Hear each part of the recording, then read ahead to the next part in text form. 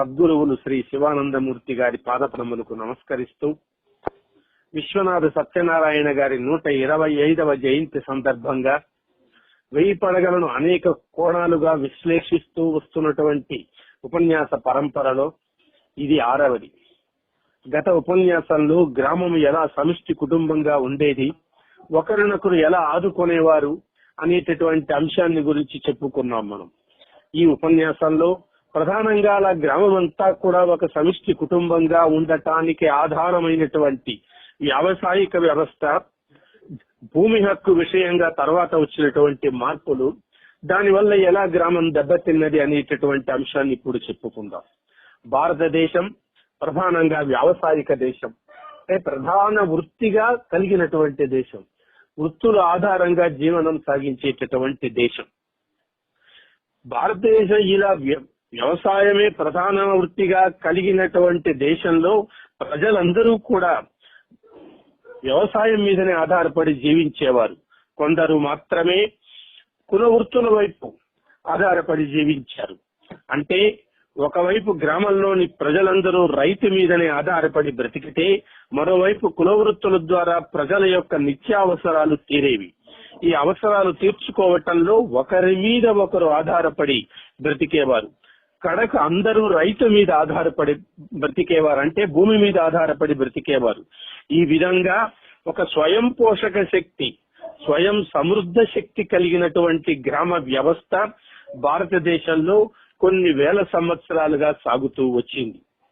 అంటే రైతు పంట పండించి గ్రామానికంతా కూడా రైతు ప్రాణాధారమైనటువంటి శక్తితో గ్రామానికి అంతా కూడా పంటలో భాగాన్ని పంచుతూ, కుల వృత్తుల వాళ్లకు కూడా రైతు మీదనే ఆధారపడి, ఇతర వృత్తుల వాళ్ళు కూడా రైతు మీదనే ఆధారపడి, అలా స్వయం సమృద్ధమైనటువంటి గ్రామము.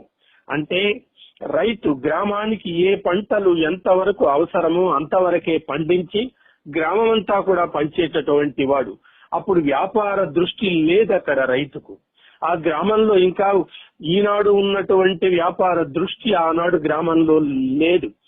అందుచేత గ్రామము, ఏ గ్రామమును ఆ గ్రామము ఒక స్వయం పోషక శక్తితో కూడుకున్నటువంటి ఒకానొక యూనిట్, ఒకానొక కుటుంబము. ఈ విషయంలో ఇట్లాంటి వ్యవస్థ భారతదేశంలో కొన్ని వేల ఏండ్లుగా సాగుతూ వచ్చింది.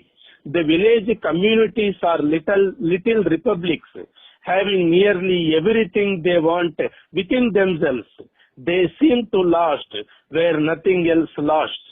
Dynasties after dynasty tumbles down.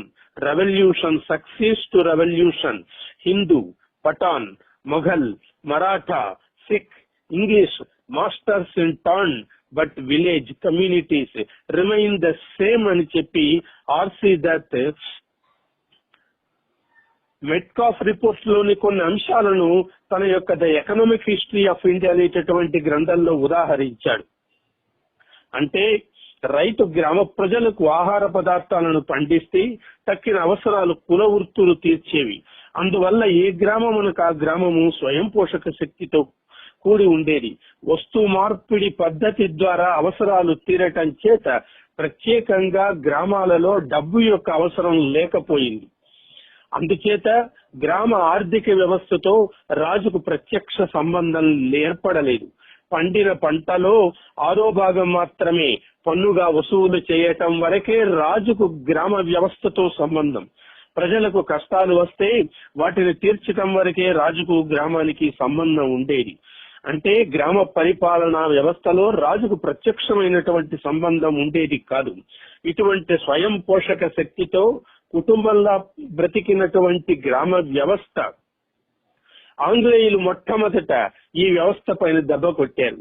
ఎలా దెబ్బ కొట్టారంటే వ్యవసాయం పైన దెబ్బ కొట్టారు. అంతవరకు కూడా భూమి అంతా కూడా ప్రజలది. వాళ్ళు ఎవరైనా వెళ్లి ఎక్కడైనా ఉండేటటువంటి బంజరును దున్నుకోవచ్చు. అలా దున్నుకున్నంత కాలం అతడిది ఆ భూమి.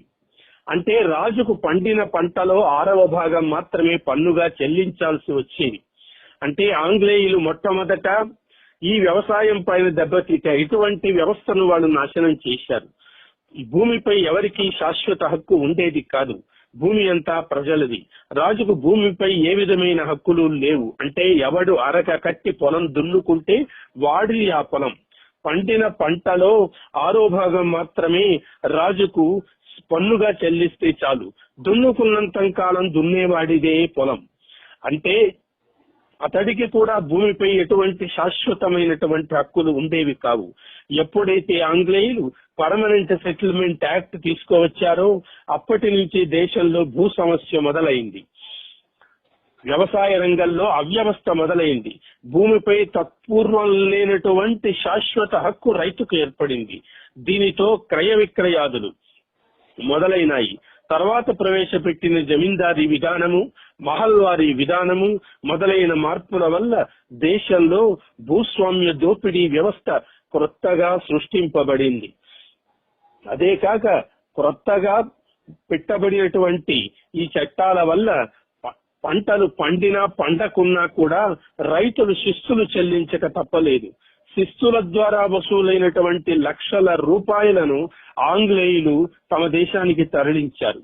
ఇక్కడ వసూలైనటువంటి డబ్బు ఈ దేశంలో ఖర్చు పెడితే దేశం అన్ని రంగాలుగా అభివృద్ధి చెందేది. కానీ ఆ విధంగా జరగలేదు. అంటే వ్యవసాయాన్ని ఒకవైపు వ్యవసాయంలో శాశ్వతమైనటువంటి భూమి హక్కును కల్పిస్తూ అదే విధంగా గ్రామాన్ని ఎండింప చేశారు. అంటే తద్వారా వచ్చినటువంటి శిస్తును గ్రామ అభివృద్ధికి కానీ దేశాభివృద్ధికి కానీ ఉపయోగించకుండా దాన్ని తమ దేశాలకు వాళ్ళు పంపించారు. అంటే ఇక్కడ కొత్తగా భూస్వామ్య వ్యవస్థ భారతదేశంలో ఏర్పడింది. ఈ విషయాన్ని గురించి అంటే ఈ భూస్వామ్య దోపిడీ వ్యవస్థ భారతదేశానికి చెందినటువంటిది కాదు. ఆంగ్లేయులు ఈ దేశంలో కొత్తగా ప్రవేశపెట్టబడినటువంటి వ్యవస్థ. ఎప్పుడైతే ఆంగ్లేయులు ఈ విధంగా కొత్తగా భూస్వామ్య దోపిడీ వ్యవస్థను ఈ దేశంలో ప్రవేశపెట్టారో అది ఈ దేశానికి చెందిందని రాజులంతా కూడా భూస్వాముల్లాగా ప్రజలను దోచుకున్నారని చెప్పి కమ్యూనిస్టు చరిత్రకారులు తప్పుడు చరిత్రను ప్రచారం చేశారు ఈ దేశంలోకి. విశ్వనాథ సత్యనారాయణ గారు వీరవల్లడు, వీర పూజ, సముద్రపు దిబ్బ, 1000 పడగలు మొదలైనటువంటి నవలల్లోనూ శ్రీ కుమారాభ్యుదయం కావ్యంలోనూ వారు చాలా స్పష్టంగా చెప్పారు భూమి ఎవరిది అనేటటువంటి అంశాన్ని. భూమి అంతా ప్రజలది, రాజుది కాదు. దున్నిన నేల మీద పన్ను మాత్రమే రాజుది. కానీ దాత్రితో రాజులకు ఏమీ అవసరం లేదన్నారు వీరవల్లడు నవలలో. భూమి ప్రజలది, ఎవడంత మేర దున్నునో అంత మేర వానిది. దున్నిన వానిదే భూమి అన్న మాటకు అర్థం ఇది. వాడెంత దున్నుకొనగలడో, వాడెంత పండించుకోగలడో అంత భూమి వానిది అన్నమాట. పొలము దున్నుకొని పండించువాడు కొన్నాళ్లకు అది అమ్ముకొనుటకు పేద ఎగుటకు వీలు లేదు. పొలము వానిది కాదు, రాజుది కూడా కాదు.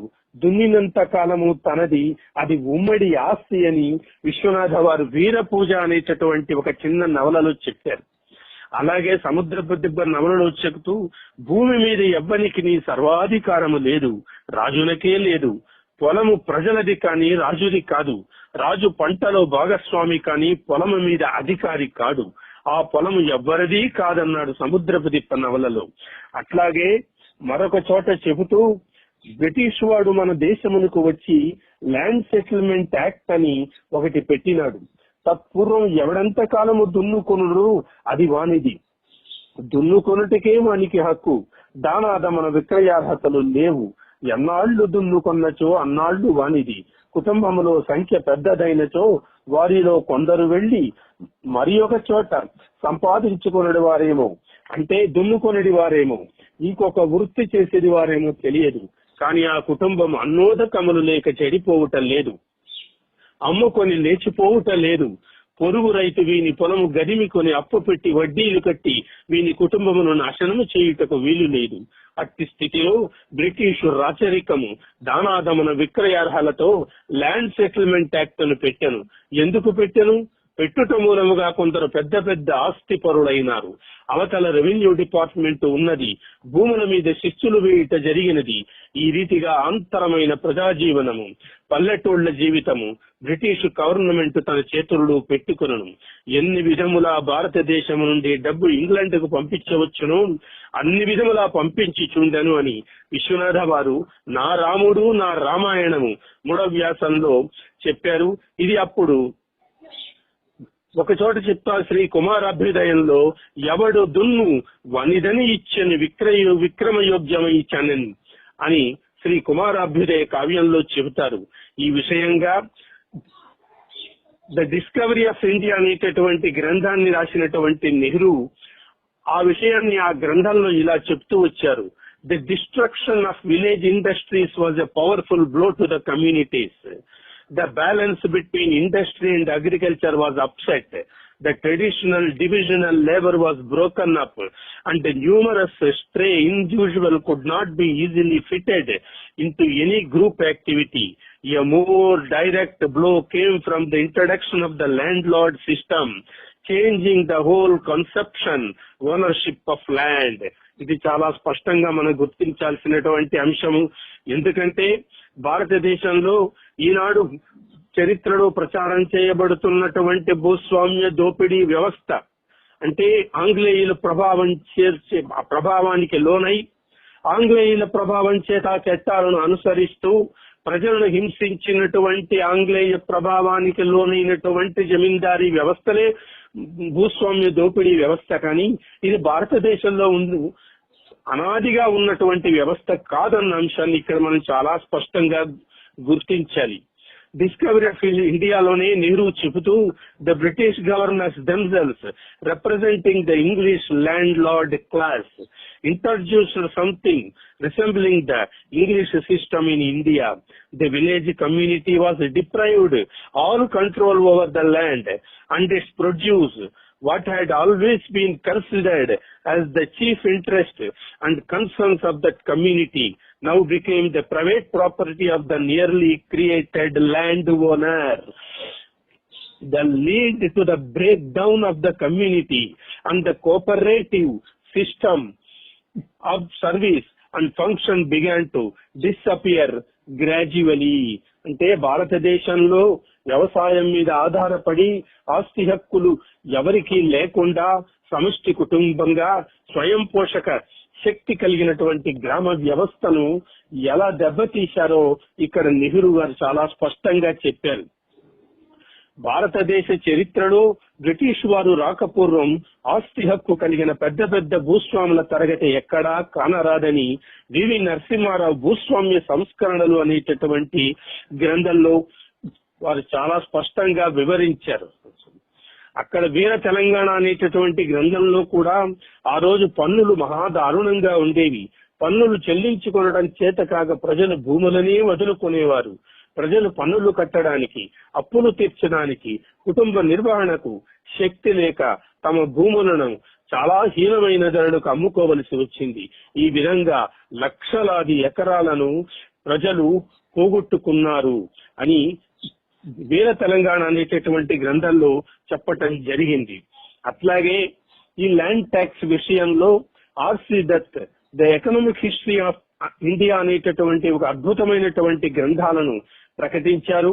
ఆయన భారతదేశం అంతా కూడా తిరిగి ఈ ల్యాండ్ విషయంగా, భూమి విషయంగాను, బ్రిటిష్ వాళ్ళు ప్రవేశపెట్టినటువంటి శిస్తు విషయంగాను 1930లోనే వారు భారతదేశం అంతా తిరిగి పరిశోధన చేసి the economic history of India అనే ఒక గొప్ప గ్రంథాన్ని రచించారు. అది ఈనాటికి కూడా ఆనాటి దేశంలో ఉన్నటువంటి వ్యవసాయక వ్యవస్థ, వృత్తి వ్యవస్థ, బ్రిటిష్ వాళ్ళు దాన్ని ఎలా దెబ్బ కొట్టారు అనేటటువంటి అంశాన్ని చాలా స్పష్టంగా చెప్పేటటువంటి పుస్తకాలు అవి. ఇది ఇప్పుడు ప్రింట్ లో ఉందో లేదో మనకు తెలియదు, కానీ అది ఆర్కీవ్స్ లో లభిస్తుంది మనకు. వారు అంటారు, the land tax is revised once in every 30 years. The cultivator does not know on what grounds it is enhanced. He has to submit to each renewed assessment or to leave his ancestral fields and perish. అంటే వంశపారంపర్యంగా దున్నుకుంటూ వస్తున్నటువంటి భూమిని దాని మీద ఆధారపడ్డటువంటి జీవన విధానాన్ని రైతు కోల్పోయినాడు. The uncertainty of the land tax paralyzes agriculture, prevent savings, and keeps the tiller of the soil in a state of poverty and indebtedness. ఎలా వాళ్ళు అప్పుల్లో కూరుకుపోయినారు అనేటటువంటి అంశాన్ని ఆర్సీదర్ చాలా స్పష్టంగా చెప్పాడు. అంటే అంతకు పూర్వం కేవలం దున్నుకుంటే ఆ పొలం నుంచి వచ్చినటువంటి పంటలో 6వ భాగం మాత్రమే చెల్లించారు. విశ్వనాథ సత్యనారాయణ గారు 1000 పడగలలో కృష్ణమని ఆయన కాలంలో పంటలు పండకపోతే శిస్తు వసూలు చేయలేదు. అంటే రైతు కష్టపడవలసినటువంటి స్థితి ఉండేది కాదు. అంటే పన్నులు దారుణంగా ఉండేవి కావు. పన్నుల విషయంలో మానవత్వంతో కృష్ణమనాయుడు బ్రతికాడు. అంటే దేశీయమైనటువంటి రాజ్య వ్యవస్థ అలా ఉండేది ఒకానొక కాలంలో. తర్వాత వచ్చినటువంటి రంగారావు భూస్వామ్య దళారీ దోపిడీ వ్యవస్థకు ప్రతినిధి అయినాడు. అతడు నాగేశ్వరరావు అనేటటువంటి ఒకానొక వ్యక్తిని దివానుగా పెట్టాడు. అతడు సుబ్బన్నపేటకు ప్రవేశిస్తూనే అక్కడ అడవుల్లో పుల్లలేరుకుంటూ అడవుల్లో కుందేళ్లను వాటిని చంపి తెచ్చుకునేటటువంటి గ్రామ ప్రజలను అందరినీ కూడా బంధించి వాళ్ళని హింసించి దానిపైన కూడా వాడు పన్నులు వేశాడు. శార్వరి నుండి శార్వరి దాకా నవలలో కళాలీలు 3 తరాలుగా అనుభవిస్తున్న భూమిని జమీందారు తనది అన్నాడు. కళాలీలకు పొలం దున్నుకే హక్కే లేదు అన్నాడు. కళ్ళు గీయనివ్వలేదు. అప్పుడు సంగమయ్య వ్యాజం నడిపి వారిని ఆదుకున్నాడు. ఈ సంగమయ్య బ్రాహ్మణుడు, ఇతడు ఆదుకున్నాడు. ఈ విధంగా గ్రామ వ్యవస్థ భూస్వామ్య దోపిడీ వ్యవస్థగా పొందిన మార్పును విశ్వనాథ అనేక రచనల్లో చాలా స్పష్టంగా చెప్పాడు. ఇలాగే రైతులు ఎప్పుడైతే పంటలు పండకుండా శిస్తులు కట్టాల్సినటువంటి పరిస్థితి ఏర్పడిందో అప్పుడు పంటలు లేకపోవడం చేత వాళ్లకు జీవనాధారం పోవడం చేత జీవనాధారాన్ని వెతుక్కుంటూ వాళ్ళు పట్టణాలకు తరలిపోయేటటువంటి ఒకానొక పరిస్థితి ఏర్పడింది. అంటే వలస విధానం అప్పుడు ఏర్పడింది మనకు. అసలు వాళ్ళు కూలీలుగా మారిపోయినారు. అసలు అంటే ఈ కూలీల వ్యవస్థ కూడా బ్రిటిష్ వాడి దేశంలో కల్పించిందే. వీరవల్లడ్ అనేటటువంటి ఒకానొక నవలను విశ్వనాథ వారు చాలా అద్భుతమైనటువంటి చిత్రించారు. అది ప్రధానంగా ఈ భూ సమస్యను చెప్పేటటువంటిది. 2వ సమస్య హరిజన కుటుంబానికి బ్రాహ్మణ కుటుంబానికి మధ్య ఉండేటటువంటి ఒకానొక ప్రేమపూర్వకమైనటువంటి సంబంధాన్ని వ్యక్తం చేసే నవల వీరవల్లడు. చాలా చిన్న నవల. ఆ నవలలో విశ్వనాథ వారు వీరవల్లడు నవలలో నవలా నాయకుడైనటువంటి వల్లడు, ఆ వల్లడు అనేటటువంటిది హరిజన కుటుంబంలో ప్రతి ఒక్కడికి వల్లడు వల్లడు అని పేరు ఉంటుంది. ఆ వల్లడు బ్రాహ్మణ కుటుంబానికి పాలేరు. అతడు బ్రాహ్మణ కుటుంబాన్ని ఒకానొక సందర్భంలో ఆదుకుంటాడు. అంటే భూమి హక్కు విషయంగా వాళ్ళ దాయాదులలో గొడవలు వచ్చినప్పుడు ఇతడు జమీందారు దాకా వెళ్లి ఆ బ్రాహ్మణ కుటుంబాన్ని మళ్లీ ఆ భూమి వాళ్లకు సంక్రమించేటట్లు చేసి, అంటే దున్నుకునేటట్లు చేయడం చేత ఆ బ్రాహ్మణ కుటుంబంలోని పిల్లలకు వాళ్ళు వల్లడు అని పేరు పెట్టుకుంటారు. అంటే ఎంతగా బ్రాహ్మణ కుటుంబానికి హరిజన కుటుంబానికి మధ్య సామరస్యం ఉండేది అని ఒకవైపు చెప్తూనే అక్కడ వల్లడు కథ చెబుతూ అంటాడు, దొరా నీకు ఈ మాటలన్నీ కొత్తగా ఉండవచ్చు. ఇవన్నీ ఇంగ్లీష్ వాడి ఈ గడ్డలో వచ్చి ఎవడు వ్యవసాయం చేస్తున్నాడో పొలం వాడిది అని నియామకం చేసి కాగితాలు పుట్టించని రోజు మాటలు. ఇది చాలా జాగ్రత్తగా మనం గుర్తించాల్సినటువంటి అవసరం. అంటే బ్రిటిష్ వాడు ఈ గడ్డలో వచ్చి ఎవడు వ్యవసాయం చేస్తున్నాడో పొలం వాడిది అని నియామకం చేసి కాగితాలు పుట్టించని రోజు మాటలు.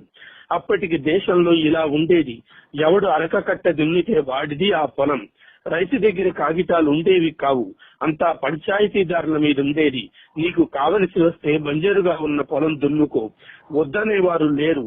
నీవు వరుసగా దున్నుకుంటున్న నాళ్లు ఆ పొలం నీది. నీవు దున్నిన పొలం మీద నీ పంటలో 6వ వంతు జమీందారు తీసుకునేవాడు. కావలసినంత బంజరు ఉండేది. కొత్తగా అరక కట్టిన వాడికి పొలం లేకపోలేదు. ఇది ఆనాటి వ్యవహారం అని అంటాడు అసలు. అందుకే 1000 పడగలలో కృష్ణమని రాజ్యం సాగినంత కాలం, కృష్ణమనాయుని రాజ్యం సాగినంత కాలం ఈ పరిస్థితుల్లో మార్పులు లేవు. కృష్ణమనాయుడు పంటలు పండితే పన్నులు వేశాడు. ఎప్పుడు పరిపాలనలో కాఠిన్యత ప్రదర్శించలేదు.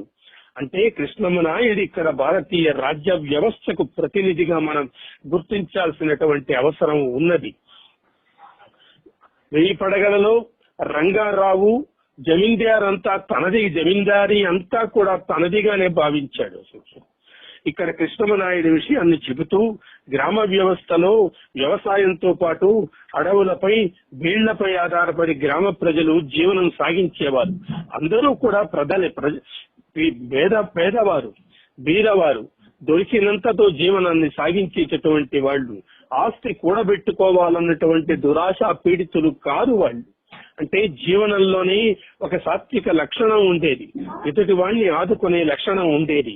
ఈ అంశాన్ని చెబుతూ ఈ ప్రభువులు అడవుల మీద నా ప్రాంతమందలి జనులందరూ బ్రతుకుదురు, నానా పొలములు కోసుకుని పోదురు, ఎండిన మ్రోడులన్నీ నరుకుకొని పోదురు, కుందేళ్లు మొదలైన చిన్న జంతువులను చంపి ఆహారమును తెచ్చుకొందురు, పశువులను అడవిలో మేపుకుందురు, పిల్లయు మేకయు ప్రొద్దున లేచినది మొదలు సాయంత్రమగు వరకు అచటనే ఇండును, చెట్ల గుంజలు ఆకులు పుల్లలు వీనితో బ్రతుకుదురు, జమీందారుకి ఇవ్వవలసిన సుంకము పైసా కూడా లేదన్నారు. అసలు ఇంత స్పష్టంగా భారతదేశంలో ఉండేటటువంటి భూస్వామ్య వ్యవస్థను కానీ, పన్నుల వ్యవస్థను కానీ, గ్రామ జీవిత విధానాన్ని కానీ, స్వయం పోషక శక్తితో కూడుకున్నటువంటి గ్రామ వ్యవస్థ స్వరూపాన్ని కానీ, స్వయం సమృద్ధమైనటువంటి గ్రామ వ్యవస్థ స్వరూపాన్ని కానీ చిత్రించినటువంటి నవల గాని, చిత్రించినటువంటి రచయితలు గాని తెలుగుదేశంలో లేరు. ఒక్క విశ్వనాథ సత్యనారాయణ గారే ఈ అంశాన్ని చెప్పారు. మరొక చోట చెబుతూ ఇలాగే పంటలలో కూడా మార్పులు వస్తాయి.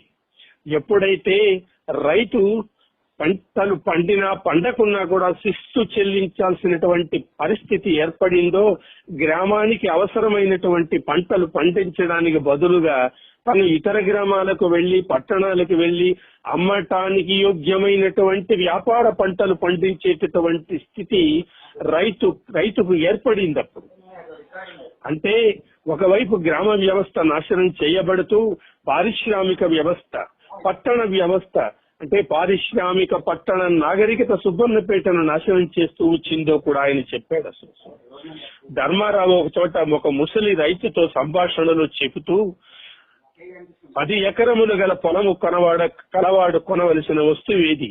రైతు మదమెక్కి యున్న పొలమంతయు వరి పండించి ధనాశాగ్రస్తుడైనాడు. పొలములో పండించరానిదేమిటి? మనిషికి కావలసినవి 2 వస్తువులు, కట్ట గుడ్డయు తినకూడును. ఇవి 2ను నేల నుండి తెచ్చుకొనవచ్చును. ఎన్ని రకములైన పంటలు పండించుకొనవచ్చును. మనం అన్నింటి బదులు వరి ఒక్కటి పండించుకొనుచున్నాము. తక్కిన వానికి దరిద్రుడు మగుచున్నాము. రైతైన వాడు ఉప్పు తక్క ఏమీ కొననక్కరలేదు. తాత రైతు దాకా పోవుట ఎందులకు? దురాశాపీడితము కానిచో దేశమును దారిద్ర్యం అనుభవించనక్కరలేదు. తన దేశ వైశాల్యము అందు పంటదగిన పంటలు లెక్క చూచుకొనని ఎడల పరదేశం మీదికి యుద్ధమునుగు గాని బిచ్చమునుగు గాని పోవుట ఎందులకు? వచ్చు రాబడికి చేసుకుని వ్యయమునుగు చక్కగా సరిపుచ్చుకున్నచో వ్యక్తికేమి, దేశములకేమి, జాతికేమి దారిద్ర్యం లేదు, దురాశ లేదు. అనవసరముగా వస్తువుల ధరలు పెంచి అక్కరలేని నాణ్యములు కల్పించి వాని ధరలలో తేడాలు తెచ్చి ఆర్థిక శాస్త్రముని నాణములను గుర్చిన శాస్త్రముని విద్యాకల్పనలు అక్కరలేదు. దురాశయు అవివేకమును హేతువుగా పెరిగిన ఈ దుష్టమర్గములన్నింటికి నాగరికత పేరు పెట్టుకొనలేదు అని చెప్పి విశ్వనాథ సత్యనారాయణ గారు వ్యావసాయిక ఆర్థిక వ్యవస్థ ఎలా దేశంలో దెబ్బతిన్నదో అనేటటువంటి అంశాన్ని వారు చాలా స్పష్టంగా చెప్పారు. అంటే ఇక్కడ శార్వరి నుండి శార్వరి దాకా నవలలో కూడా గ్రామము ఎలా పట్టణం మీద ఆధారపడేటటువంటి స్థితి ఏర్పడిందనే అంశాన్ని కూడా ఇక్కడ చెప్పారు. ఒకవైపేమో భూమి వ్యక్తిపరం కావడం, మరోవైపేమో శిస్తులు దారుణంగా ఏర్పడడం, మరోవైపేమో పారిశ్రామిక పట్టణ నాగరికత గ్రామాల్లోకి ప్రవేశించడం చేత కుల వృత్తులు దెబ్బతినడము, ఇలా ఒక స్వయం పోషక శక్తితో కూడుకున్నటువంటి గ్రామ వ్యవస్థ కట్టకడపటికి పట్టణాల మీద ఆధారపడేటటువంటి స్థితి భారతదేశంలో కల్పింపబడింది. అది బ్రిటిష్ వాడి దేశంలో కల్పించారు. కానీ తర్వాత వచ్చినటువంటి ప్రభుత్వాలు కూడా దీనిపైన దృష్టి సాగించలేదు.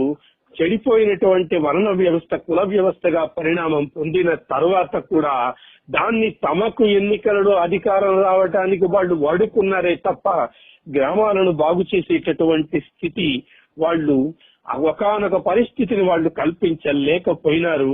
ఇది ఒక విధంగా భారతదేశానికి ఏర్పడినటువంటి దుస్థితిగా చెప్పవచ్చు.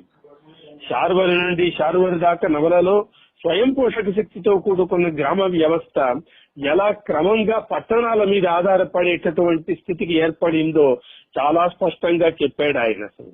దానిలో నాగేశం అనేటటువంటి వ్యక్తి కళ్యాణోత్సవాలకని గ్రామానికి వస్తూ కారులో కూరగాయలు పెరుగు అన్ని తెచ్చుకుంటాడు. అంటే నిజానికి అంతవరకు కూడా పట్టణాలన్నీ కూడా గ్రామాల మీద ఆధారపడి బ్రతికితే ఎలా ఈ అస్తవ్యస్త పరిస్థితులలో గ్రామాలు పట్టణాల మీద ఆధారపడి బ్రతుకుతున్నాయి. ఈనాడు కూడా గ్రామాలన్నీ కూడా పట్టణాల మీదనే ఆధారపడి బ్రతుకుతున్నాయి. ఎందుకురా అంటే అసలు రైతు తాను పండించినటువంటి పంటలు పట్టణాలకు వచ్చి అమ్ముకోవలసినటువంటి దుస్థితి ఏర్పడింది. అక్కడ దళారీల దయ మీద వాడి యొక్క బతుకు ఆధారపడి ఉన్నది.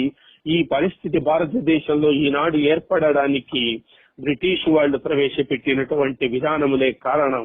ఈ అంశాన్ని విశ్వనాథ వారు తన యొక్క నవలల్లోనూ కావ్యాలలో కూడా చెప్పారు. శ్రీ కుమారాభ్యుదయ కావ్యంలో చాలా స్పష్టంగా ఈ అంశాన్నంతా కూడా చెప్పారు మన విశ్వనాథ వారు.